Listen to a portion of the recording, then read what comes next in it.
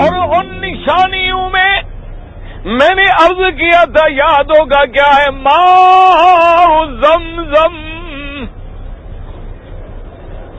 کہ زمزم کا پانی یہ بھی اللہ کی نشانیوں میں سے ایک بڑی نشانی ہے۔ آپ دیکھیں ہندوستانی بھائی میرے بیٹھے ہیں، بنگلہ دیش کے بھائی بیٹھے ہیں، پاکستان کے بھائی بیٹھے ہیں، عرب کے وہ جو علاقوں والے بیٹھے ہیں، دریاؤں کے کناروں پہ ہمارے شہر ہیں، دریا بہتی ہیں، کہیں سندھ ہے، کہیں راوی ہے، کہیں جمنا ہے، کہیں گنگا ہے،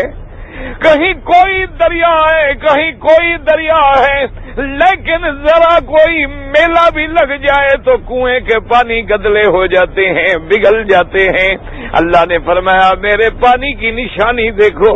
کہ جب سے ہزاروں سال گزر گئے، 1400 سال تو میرے مدنی پاک کو گزرے ہیں، خلیل اللہ کو تو 4000 سال گزر گئے کہ 4000 سال سے کنواں جاری ہے، پانی بھر رہے ہیں، پی رہے ہیں، لے جا رہے ہیں، نہ رنگ بدلا، نہ ذائقہ بدلا، نہ شکل بدلی، نہ کم ہوا۔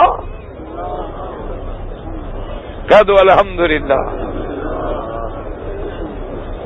نہ ایمان سے کہیں، اپنے باپ دادے سے پوچھیں، جو 100 سال پہلے آتے تھے زمزم پیتے تھے، وہ رنگ بدل گئے؟ یہ تھوڑا بہت جو ذائقہ بدلتا ہے وہ ٹھنڈے کرنے کے لیے،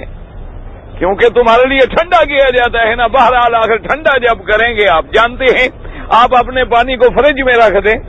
آپ پانی کو برف میں لگا دیں تو لازمی بات ہے کہ ٹھنڈا کرنے سے تو تبدیلی آئے گی، پھر پائپوں میں چلے گا، تقسیم ہوگا۔ اور لیکن اس کی شان یہ ہے کہ جن لوگوں نے کنویں میں داخل ہو کے دیکھا ہے، اللہ کی شان دیکھیں، وہ کہتے ہیں کہ پانی کی سطح جو ہے، جو اللہ نے اپنے نظام سے مقرر کر دی ہے، جتنا کھینچتے چلے جاؤ ہماری مشینیں جواب دے جاتی ہے، پانی نہیں کم ہوتا۔ اور سمجھو کہ دنیا میں ایک حدیث مبارک ہے کہ ساری دنیا میں علی وجہ الارض،